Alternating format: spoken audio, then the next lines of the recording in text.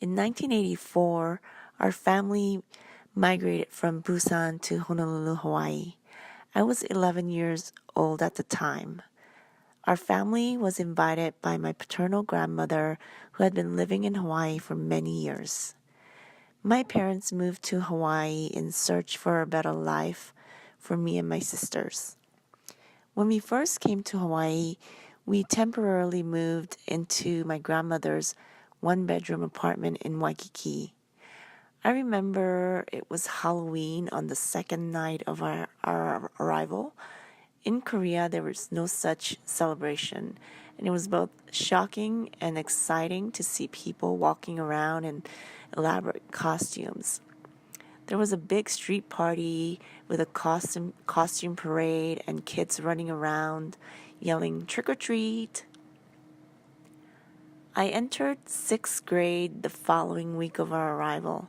The first year of school is kind of a blur because I didn't know any English at the time. There were a lot of Asian kids in my class, but no Koreans. I breezed through math and music classes, but was totally lost during social studies and English classes. It was overwhelming at times, but I made a nice friend who took me under her wings. I played with her and the group of friends during recess, and we ate lunch together. Also, my ESL teacher was really kind and patient. The following year, our family moved to Kaimiki, a middle-class suburb. We rented the upstairs of a duplex.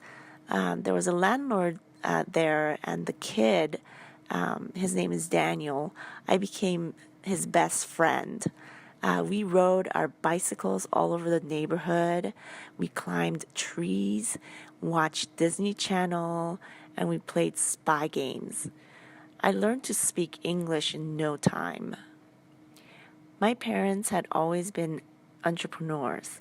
In Korea, my dad was a fashion designer in Seoul during the 70s, and when the fashion industry became retail off the rack, they converted the fashion studio into a retail clothing store.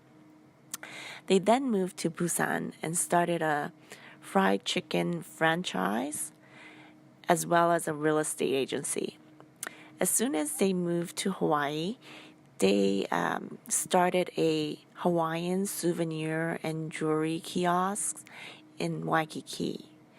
And within 5 years, they were able to purchase a nice home with the pool in Hawaii Kai, a pretty wealthy neighborhood.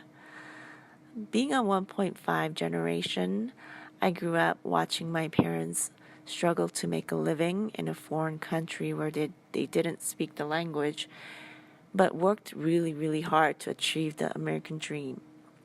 After graduating from high school, I attended college while working 2 part-time jobs. During that time, I stumbled upon a job at a law firm that later became my career. Looking back, growing up in Hawaii wasn't too different from Korea because there were so many Asian people. Everyone I met were either immigrants or children of immigrants. Once I got past the language barrier, Hawaii became my home.